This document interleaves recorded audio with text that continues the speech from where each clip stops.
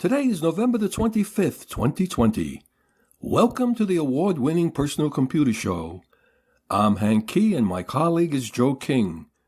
Do you know who has your personal data? Do you know how Facebook, Google, Amazon, and other big tech companies are using your personal data? Our website is pcradioshow.org. We are heard each Wednesday at 6 p.m. Eastern Time on prn.fm, streaming on the Internet. Podcasts of the program is available on prn.fm on the Internet. You can leave me a message with your questions or comment at hank@pcradioshow.org.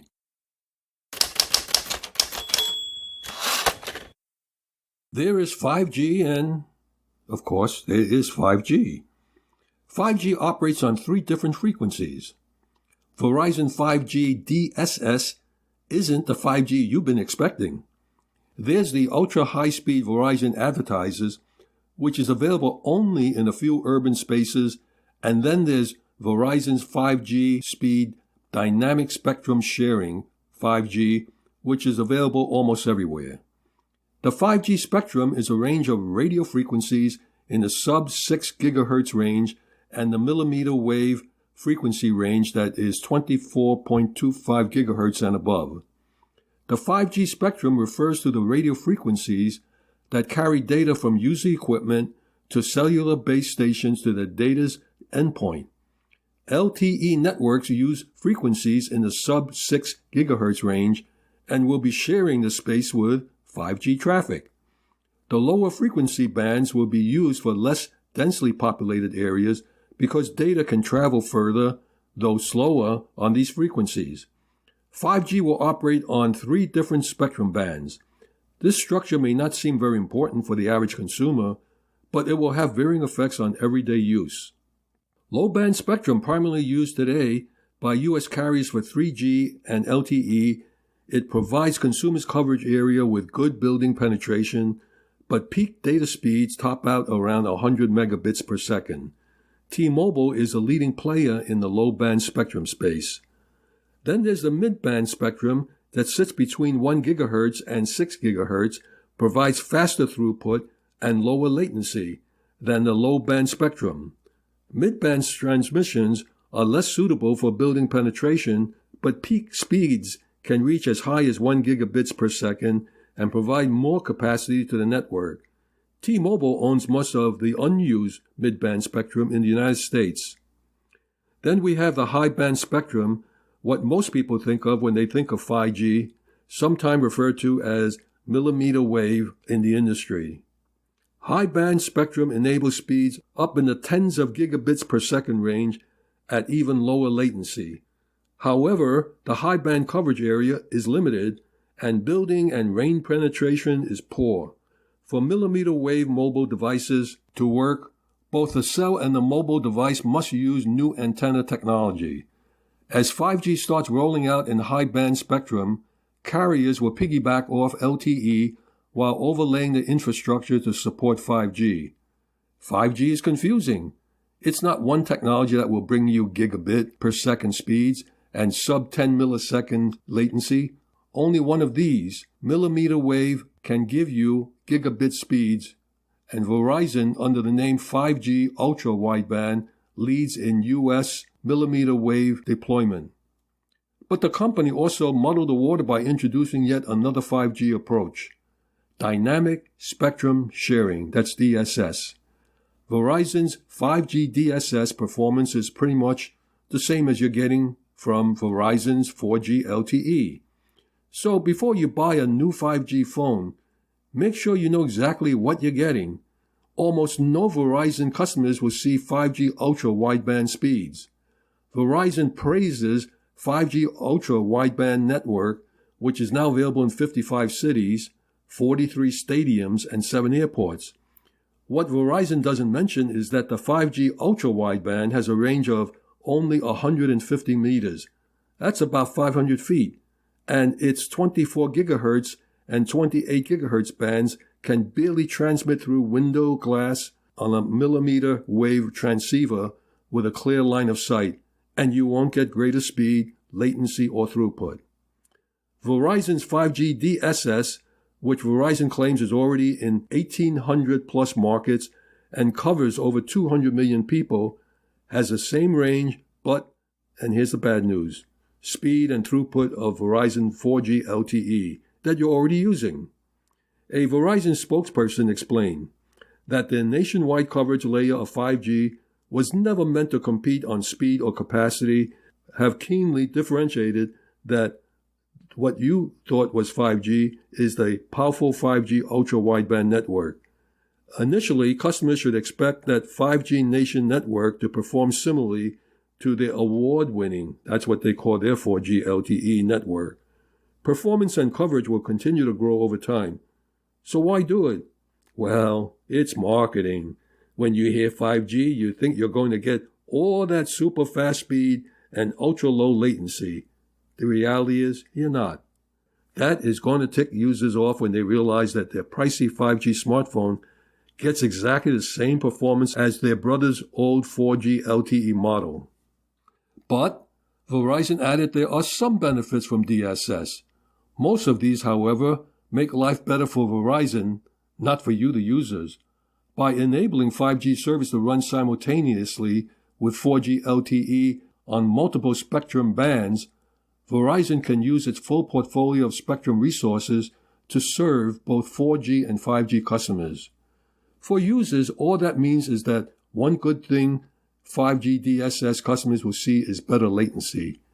More specifically, customers accessing 5G using DSS will be able to take advantage of Verizon's edge computing platforms, which bring the power of the cloud nearer to the user, drastically reducing the time it takes for data to make a round trip from point A to B. In particular, Verizon-specific services will be, hopefully, more responsive. That's all well and good, but the bottom line remains that 5G's hype for consumers is all about speed, and 5G DSS doesn't deliver and will never deliver that on that promise. Millimeter wave, which will only be limited to cities and large indoor spaces, is the only technology that will bring you gigabit speeds anytime soon. Caveat emptor, buyer beware.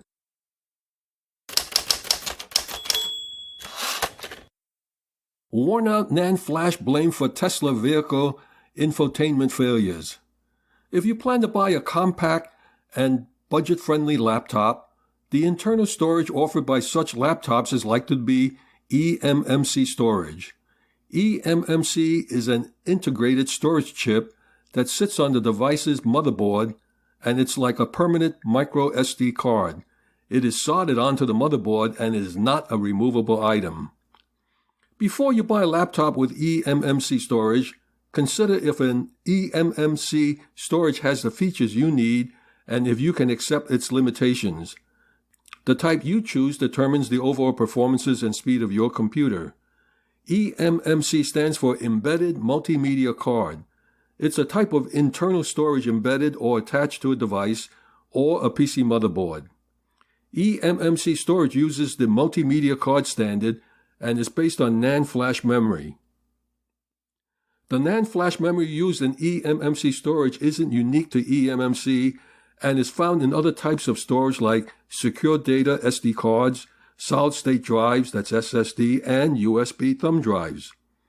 eMMC storage is usually found in budget-friendly laptops as well as tablets, Chromebooks, tablet PCs, 2-in-1 computers, and smartphones.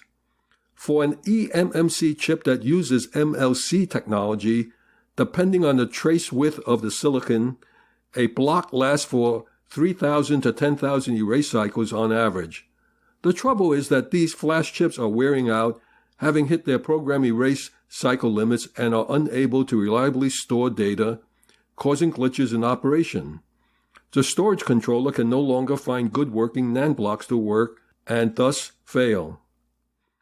eMMC memory was used in the early media control units found in the Tesla cars built before March 2018. Problems with Tesla are related to use of eMMC memory. Worn-out NAND flash are blamed for Tesla vehicle gremlins such as rear-view cam failures and silence audio alerts. Emmc Storage will soon enough die in 159,000 cars, automaker says. According to a probe by investigators for the National Highway Traffic Safety Administration, at least 30% of the infotainment systems made in certain build months are failing due to the eMMC flash being worn out, typically after 3 to 4 years of use and service. According to the Safety Administration, this storage breakdown can result in a loss of rear-view backup camera, loss of HVAC defogging setting controls, that is to say that if the HVAC status was off status prior to failure. There is also an impact on the advanced driver assistance support, autopilot system, and turn signals functionality due to the possible loss of audible chimes, driver sensing, and alerts associated with these vehicle functions. This is based on 16,000 complaints and infotainment hardware replacement requests submitted by Tesla owners to the automaker. The team, which has been collecting evidence from Tesla for its investigation, pinpointed the eMMC flash as the problem and reckoned the issue is widespread enough to warrant a public warning to Tesla owners and those thinking of buying one of those electric vehicles.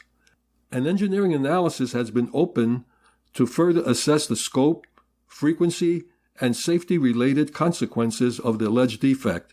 The NHTSA's Office of Defect Investigation added, newer models fitted with an improved computer unit aren't affected by these problems since they don't use the Tegra 3 chips with built-in eMMC flash and instead use Intel-powered hardware. Tesla said it has emitted firmware updates that try to reduce the wear and tear of the flash chips. Specifically, the patches reduce memory usage of flash storage, improve eMMC error correction, and storage management strategies, changing the control logic for turn signal activation and defaulting the HVAC system to auto for drives after failure to address windshield defogging. This is according to NHTSA.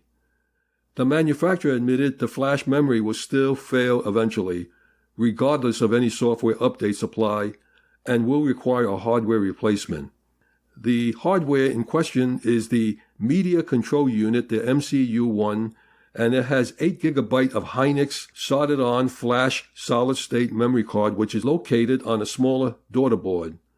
All Tesla cars built before March 2018 have this chip, and like all flash memory, it only has a certain number of writes before it will slow fail. Model S and Model X vehicles that were built prior to March 2018 include the Media Control Unit Model 1. Newer vehicles built in April 2018 and beyond featured the newest version, MCU2, which is not a problem. What is being done about it? Well, an update for November 2020. Tesla has publicly announced fundamental changes to the warranty to address the situation.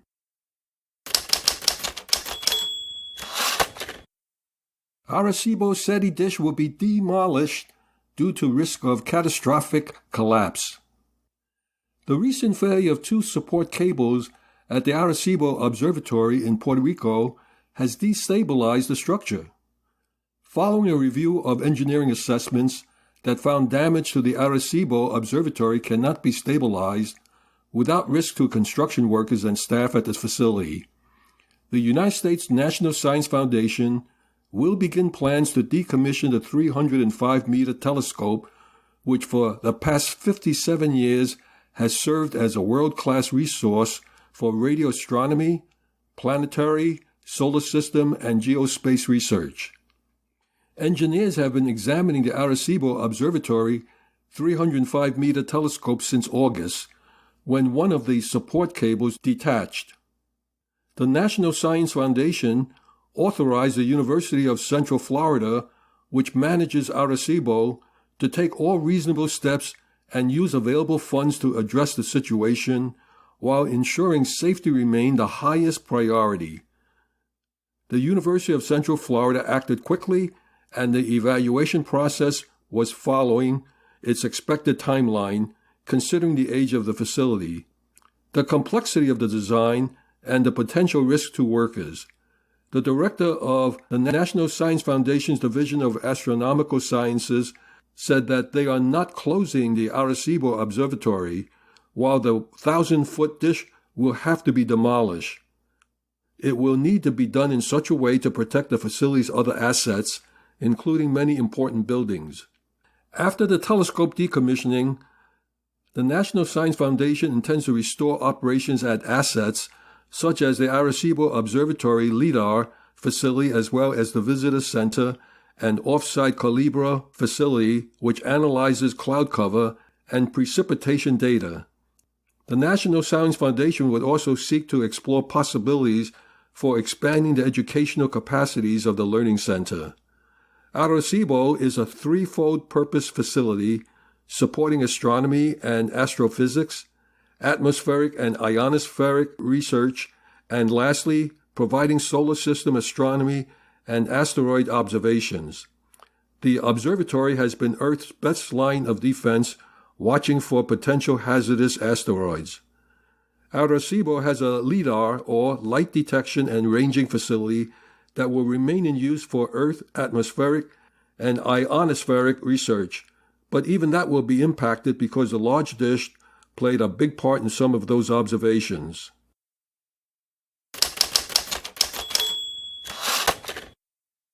Presenting Benjamin Rockwell with his IT Pro Series, OEM versus Third-Party Ink and Toner.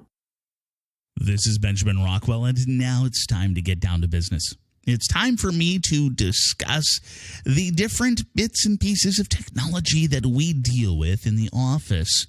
This comes from, many years of experience with computers and technology in a professional capacity.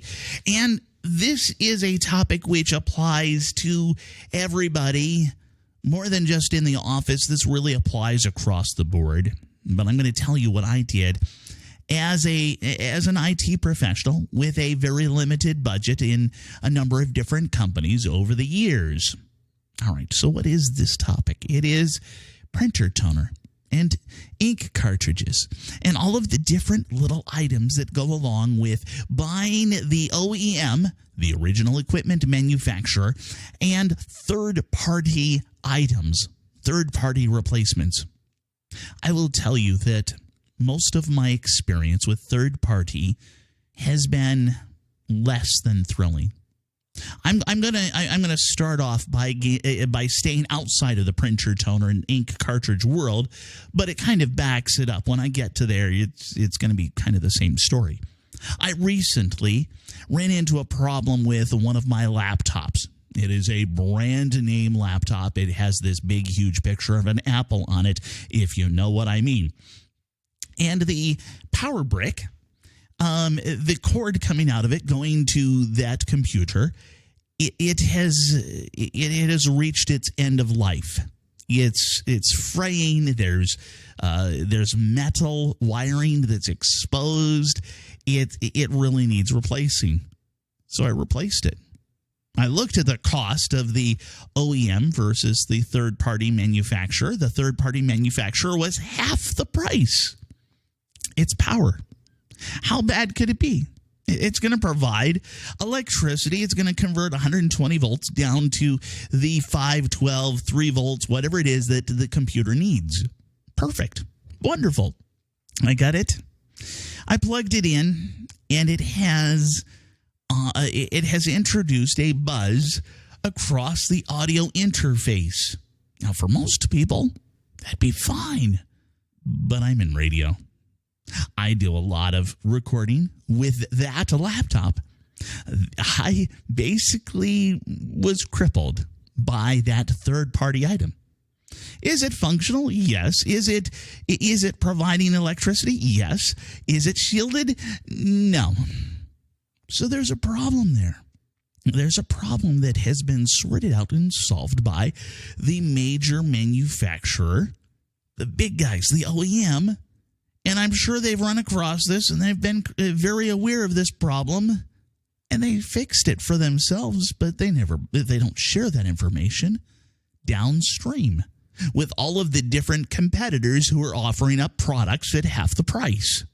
On the flip side, so I have my smartphone, It has a proprietary custom cord. It doesn't use the standard USB to micro SD or USB-C connector. No, it has something called the Lightning connector. No, I'm not all that deep into that space. I'm into, just so you know, I'm into a number of different realms around, all the way around. So, look, yes, I do utilize third-party cords for that. I do utilize the third-party cords, which happen to be better than the OEM cord. Usually it's because I've spent a good amount on them. I've acquired cords that are more durable, that are purpose-built for it, but it's not quite the same situation as when we move on down into toner and ink. Toner and ink, we think it's pretty close. We think it's almost the same thing. You're using the same thing over here and the same thing over there. It's perfectly fine. Well, no, actually you aren't. And this is where I've run into a number of different issues. If I put in a third-party toner cartridge into my laser printer, if it's black and white, it's going to be mostly the same. There's going to be a few different instances where the quality isn't quite as good. I've run into that a number of times. I had a manufacturer, a supplier, I guess is a better term for it, and they provided me, this goes back into the 90s, and I dealt with them on a regular basis across a couple of different companies. And they did a great job. The problem was that we might save $5 at a time. $5 per cartridge really mounts up when you start buying a matter of 10, 15, 20 a month. Yes, we went through that much toner. But where did it go wrong? Well, I found out that I was, yes, utilizing and saving that, $5 here and there. But what happened was if something broke down, I could spend a couple of hours, 2, 3, 4 hours working with that one printer and going through the return process, which was somewhat painless. And I could deal with that. But the thing is, I don't want to, because spending that little bit of time could develop into a bigger problem. Because it happens again and again and again. The other thing that we've got is if we start moving into color, with all of those different manufacturers, they have calibrated everything, and they use exact measurements to make sure that that particular red always turns out to be the exact same red every time. That green, that blue, that whatever it is that you're looking at on whatever is printed out, it will wind up being exactly the same. And they don't share those formulas with the third parties either. Yeah, there's something to be concerned about there. This is Benjamin Rockwell. Back to you, Hank. Thank you, Benjamin.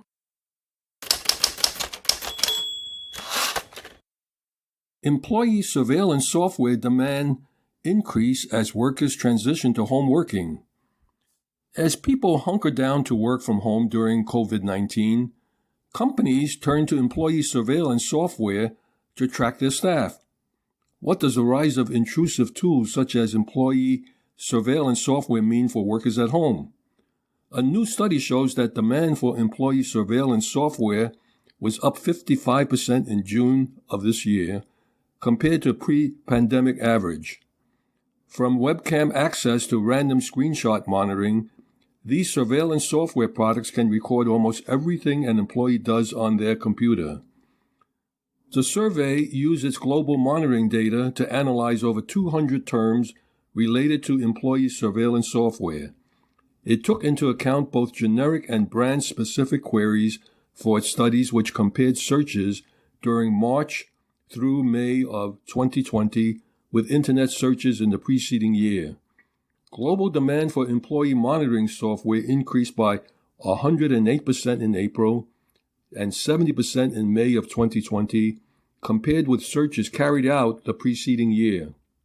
Queries for how to monitor employees working from home increased by 1,705% in April, and 652% in May of this year compared with searches carried out the preceding year.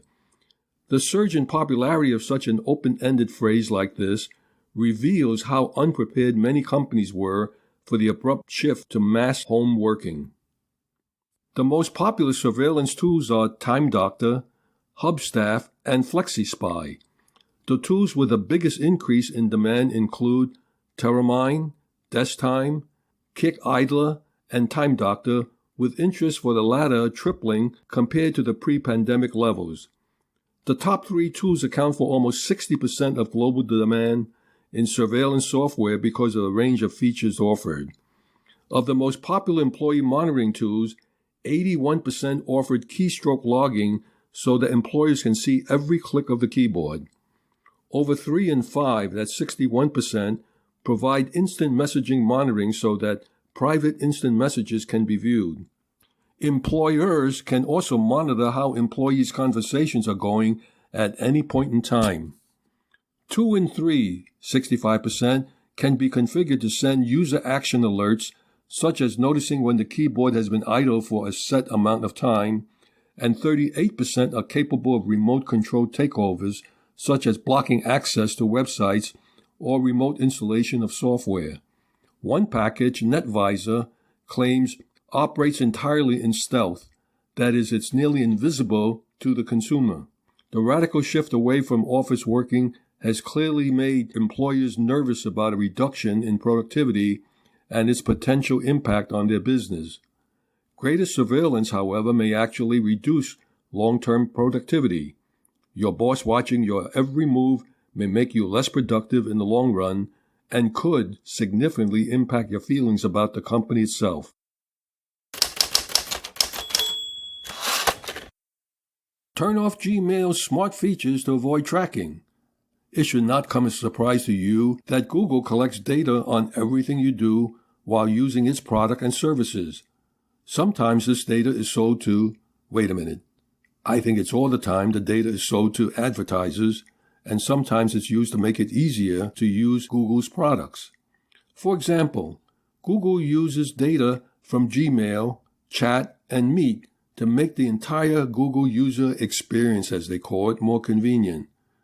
Like how it'll learn how you type and suggest automated message replies that hopefully sounds natural. However, some people don't want their data tracked and stored, period, no matter what convenience it brings. While there are already ways to change Gmail's data collection behavior, it will soon be easier to opt out of Google's tracking thanks to 2 new Gmail settings rolling out in the coming weeks. First, users will now have the option to disable Gmail's smart features like Smart Compose, Smart Reply, and more. While these features are handy, Google has to root through your Gmail, Meet, and Chat data for them to work. The other settings let users prevent Gmail, Chat, and Meet data from being used in other Google apps.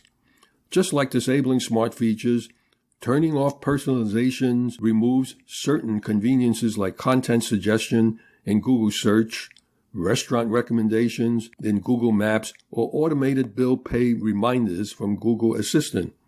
You might lose a bit of helpfulness, but at least you'll keep Google out of your inbox a bit more.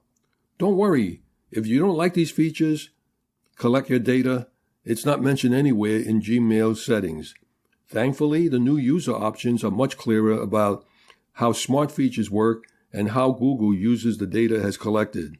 Google is not going to make it easy for you to find these features on how to turn them off.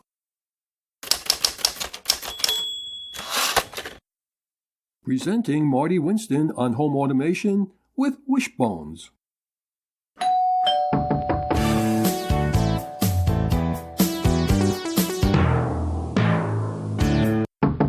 With all those wonderful aromas from the night before prep for tomorrow's feast just tantalizing your nostrils, you must be a very loyal listener to have us in your ear right now, so you get our first round of thanks this Thanksgiving.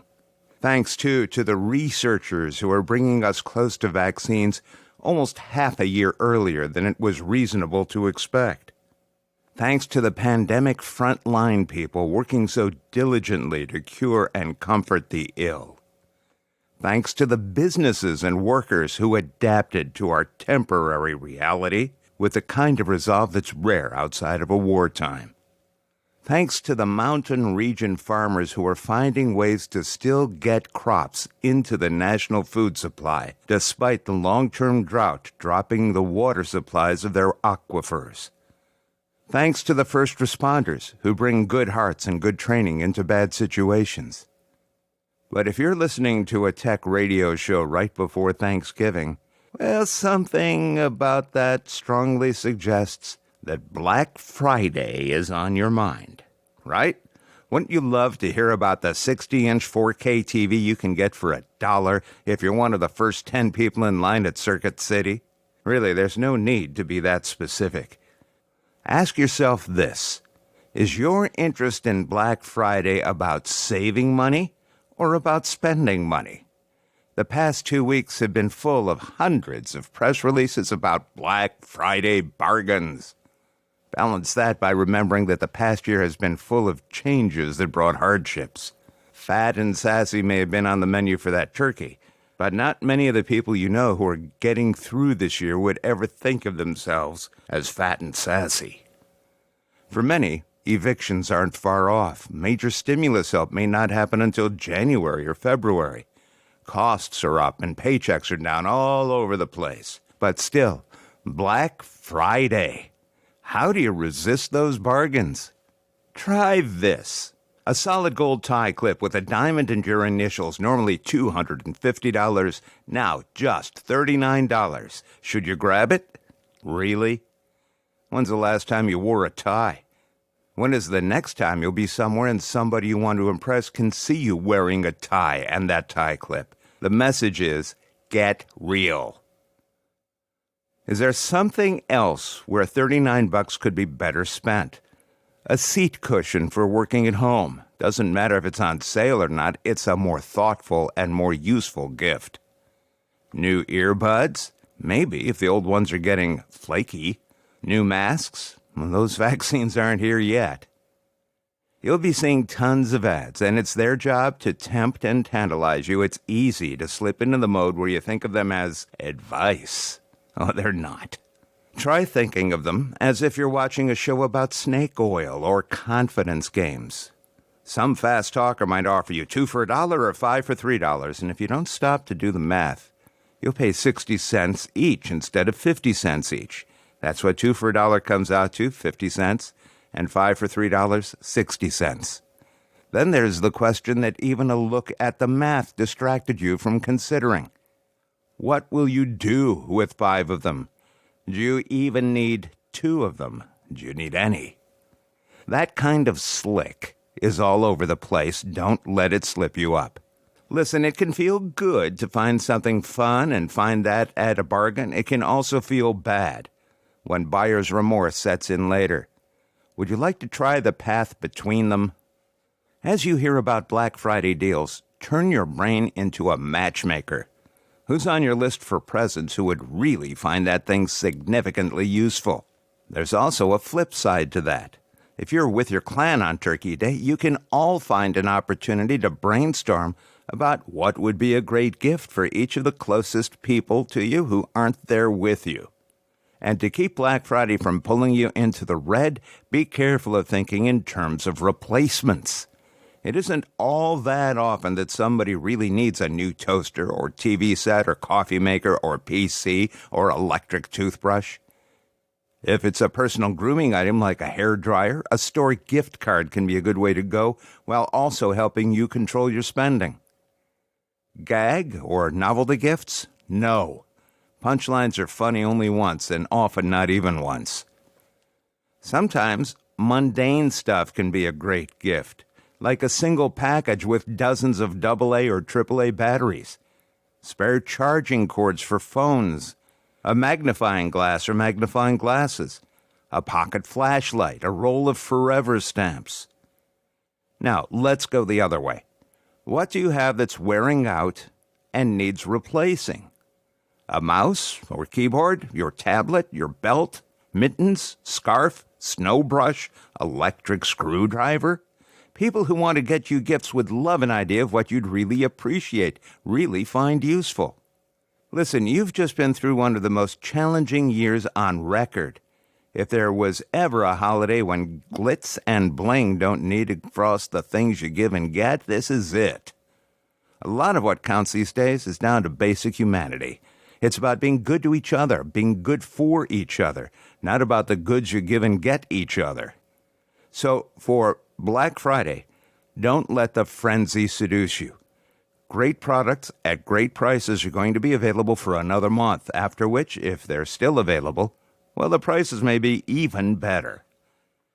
If you ever suspected that companies bring out specific models just to sell for Black Friday and Cyber Monday, yeah, you're absolutely right. That doesn't mean you need those. It doesn't even necessarily mean they're the best bargains in the category. Would you like a 60-inch TV for $200? Probably not. They'd need to take a lot of performance out of a 60-inch TV to sell it for that little. Remember that inexpensive is not the only meaning for the word cheap. If there's one gift that would benefit just about everybody who works from home, and one that almost nobody knows they need until they get it, it's a better microphone. I mean, really, they just don't know. They sound like they're on a toy phone or a really cheap walkie-talkie. They'd like a better mic. And it's interesting to read the studies that show that marriages have grown stronger in the past few months as couples spent more time together. Also, in case you hadn't noticed, it's getting colder out, so a nice warm cuddle blanket that's big enough for two might be a thoughtful gift. There are some items you should simply ignore, like suitcases or passport cases or anything else that has to do with travel. No one's going anywhere. On the other hand, almost everyone is speedily wearing out their pajamas. Are these things you find on the Black Friday or Cyber Monday lists? Amazon wants you to buy shorts and wristwatches and home audio systems and electric pressure cookers, or save $700 on a 75-inch TV set. Are you kidding me? I think the message is this. Don't feel intimidated just because you don't want to buy something. Don't feel like your relationships are strained if friends or family give or get gifts this year that are less extravagant than in the past. It's a very appropriate year for gift cards. Meanwhile, be thankful for whatever you have in front of you and around you and inside you, for family, for friends, for survival, for curiosity, for never abandoning your love for learning. And please, accept our thanks for the time you spend here. Next time, we start a round of exploring some of the more than 300 products we reviewed this year. Our first stop is our benchware report on, you guessed it, tools. It's a little nuts and a little screwy, but we think we'll nail it. Thank you, Marty.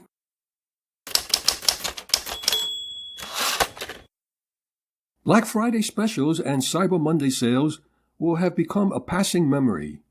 The holiday shopping started October 13th with Amazon heavily promoting their special Prime Day sales for October 13th and 14th. You really didn't think the other big retailers would just be watching from the sidelines. They too jumped into the sales fray. Sale prices have gone up and down since then. Lenovo had selected items for their Labor Day special sale, and since I was in no rush, I figured I'd just wait until Black Friday. But when Amazon promoted their Prime Day, Lenovo dropped the price of the system I was interested in purchasing another 15%. I just assumed that this would be the Black Friday's price, so I went ahead with the purchase. Just before Halloween, they took off the 15% additional discount. In other words, the price went back up. Now they have just announced their Black Friday specials, and it is now the same 15% additional discount reactivated. I have been looking at other computer products from various manufacturers, and I've developed a very complacent view on this holiday shopping season. I am not swayed by the upcoming Black Friday and Cyber Monday so-called blockbuster sales. If I really need it, I'll buy it at the best price at that point in time. Retailers have outsmarted themselves promoting every day as a special sales day. By the way, other than Apple products, when was the last time you paid list price for any electronics? Buyer beware, caveat emptor.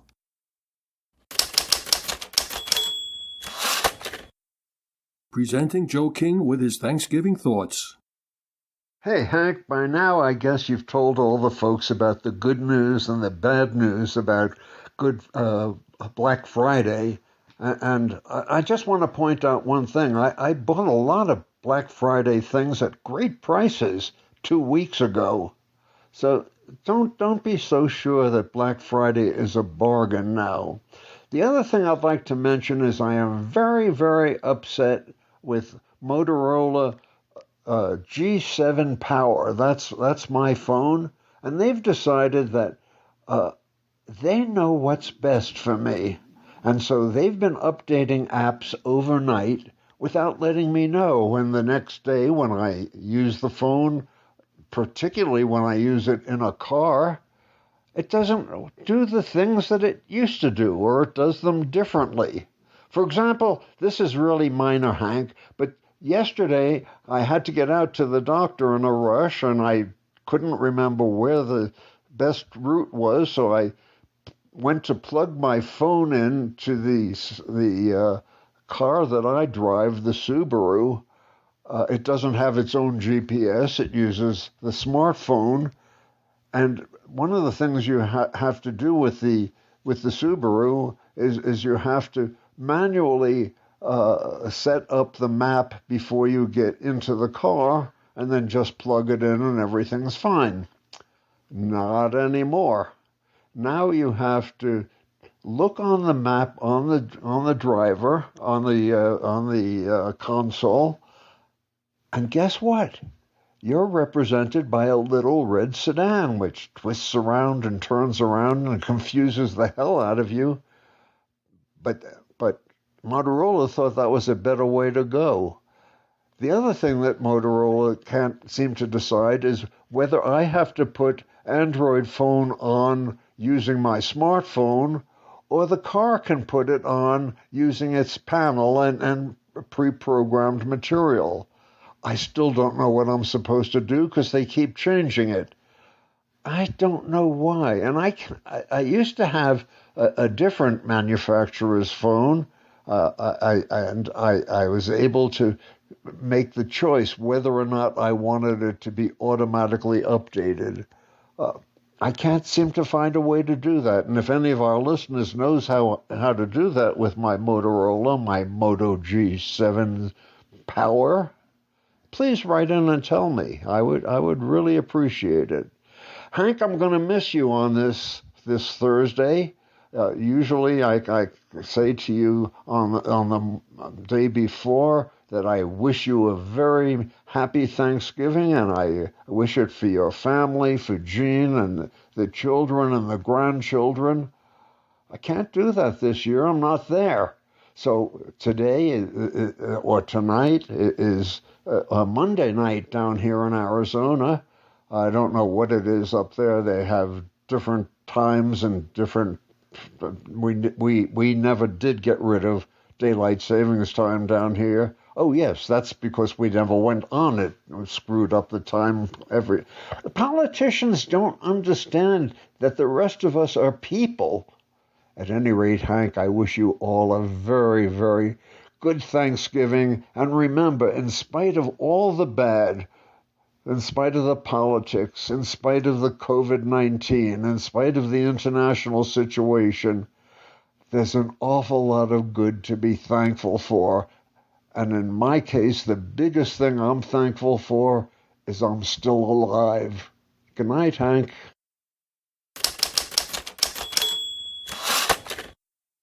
What Americans think they know about the history of Thanksgiving doesn't always square with the truth. It is generally believed that in 1621, the Pilgrims invited the Wampanoag Indians to a feast in Plymouth Colony to celebrate their first harvest. Historians say they do know that there was a feast that year shared by colonists and Wampanoag Indians. But the one historical account of the actual dinner says venison was served and some sort of fowl, but it doesn't specifically mention turkey. Pumpkin was available, but it is not likely the colonists whipped up a pie. Furthermore, sweet potatoes were unknown to the colonists, and cranberries may have been served, but not as a relish. In 1789, George Washington declared Thursday, November the 26th, a Thanksgiving holiday, but only for that year, and it wasn't connected to the Pilgrim feast, but rather intended as a public thanksgiving and prayer, and in 1863, Lincoln did set Thanksgiving as an official holiday to be celebrated on the fourth Thursday of November every year. In 1939, President Franklin Delano Roosevelt moved the annual Thanksgiving holiday to the third Thursday of November. Why? To help the economy by making the Christmas shopping season a little bit longer. There was so much opposition to the move that 2 years later, he changed it back to the fourth Thursday in November. By the way, the tradition of the presidential pardon of a turkey started in 1989 when President George H.W. Bush officially pardoned the first one. Many Americans attend a local Thanksgiving Day parade, and these parades are often televised. This year will be different. The 2.5-mile Macy Thanksgiving Day parade has been scaled back and will be held just at Herald Square. For nearly 100 years, the Macy's Thanksgiving Day parade has been a time-honored tradition for both New Yorkers and families around the country. The parade will still go on, but it's going to be a little different this year due to safety concerns caused by the coronavirus pandemic. But, like pretty much every other tradition and institution that has continued in 2020, it will look and feel a little different due to the COVID-19 pandemic. The 94th Annual Macy's Thanksgiving Day Parade will be televised from 9 a.m. to noon Thursday on NBC. While the festivities have historically drawn massive crowds to the streets of Manhattan, and there were about 3.5 million in-person spectators along the 2.5-mile parade route last year, this year, all activity will be focused on the Herald Square area of Midtown, and the only way to watch will be on television. For New Yorkers who typically see it live and in person, this change for them is that they're going to experience it the same way the rest of the country experiences it. They're still going to see the balloons, they're still going to see the floats, they're still going to see Santa and Broadway, all of these elements that they're used to seeing every single year. They might have some differences in what we're going to see, some social distancing. We're going to have masks, things like that, but it's still going to be the parade they know and love. Since 1924, the employees of Macy's department store have been putting on a Thanksgiving Day parade that takes place in the streets of New York City. This annual event has ballooned into a national celebration that, to many, marks the official start of the holiday season. In a normal year, its 2.5-mile route, also known as the world's longest stage, would be lined with 3.5 million spectators. But like so many things in 2020, modifications had to be made in order for this American classic to safely continue. This year's parade is certainly going to be different, but it's going to feel familiar to a lot of people. Since safety is a top priority, Macy limited the participation overall for the parade to about 30% of what we would normally have. Ordinarily, the massive balloons are publicly inflated for the enjoyment of around 1 million New Yorkers, just north of the parade's normal starting line at the Museum of Natural History. This year, to discourage onlookers from gathering, the public inflation won't be happening, and the parade itself will be starting just blocks from the iconic department store on 34th Street. Some Thanksgiving Day parades will be canceled this year, and others will look a little different. Nationwide, the country can still enjoy the tradition of watching the Thanksgiving Day parade. Distro TV, that's DISTROTV.com, is serving up a 24-hour marathon of past Thanksgiving parades. Distro TV is partnering with Plymouth Rock TV to bring a 24-hour marathon of parades from the past marching right into your home. Starting today, Wednesday, November the 25th, and continuing through Thanksgiving Day, viewers can tune in to distrotv.com as they stream a tribute to the American Thanksgiving Experience 2020, featuring hours of content in celebration of the 400th anniversary of the Pilgrims landing on Plymouth Rock. Distro TV is a free streaming service available on the web, as well as Roku, Amazon Fire TV, Apple TV, and iOS and Android devices. For most of us, Thanksgiving Day is the gathering of family and close friends. This will be scaled back due to the pandemic of COVID-19. Many are planning, though, to still meet through teleconferencing. In these times, we have had to endure much adversity. We count our blessings. There is some wonderful advice contained in these lyrics.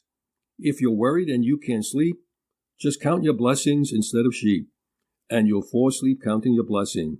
Yes, Thanksgiving is a time to reflect upon the blessings that we have received and to simply give thanks. From the staff of the Personal Computer Show.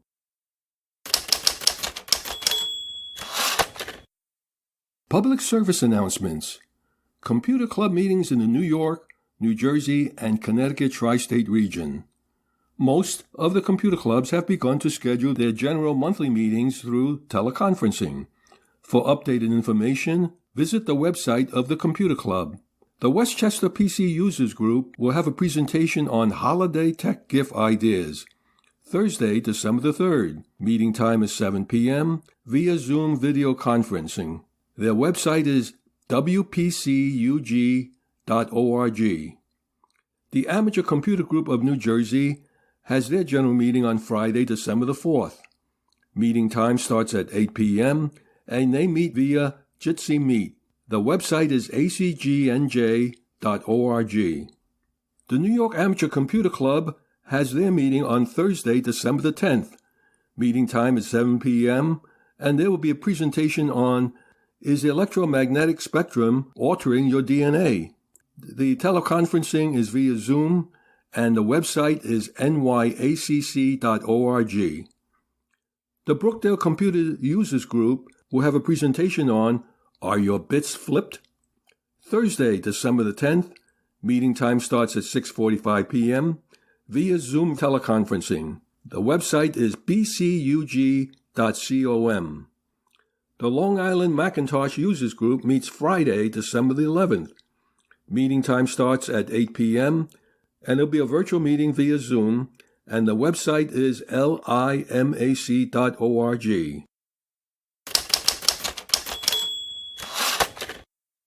Our website is pcradioshow.org. We are heard each Wednesday at 6 p.m. Eastern Time on prn.fm, streaming on the Internet. Podcasts of this program is available on prn.fm on the Internet. If you have any questions for us, just send us an email address to hank@pcradioshow.org. In the meantime, stay in touch and remember to do regular backups. I'm Hank Key, and on behalf of Joe King, Michael Horowitz, Marty Winston, and Benjamin Rockwell, we thank you for listening and happy Thanksgiving. Stay safe and healthy until we meet again, same time, same station next week.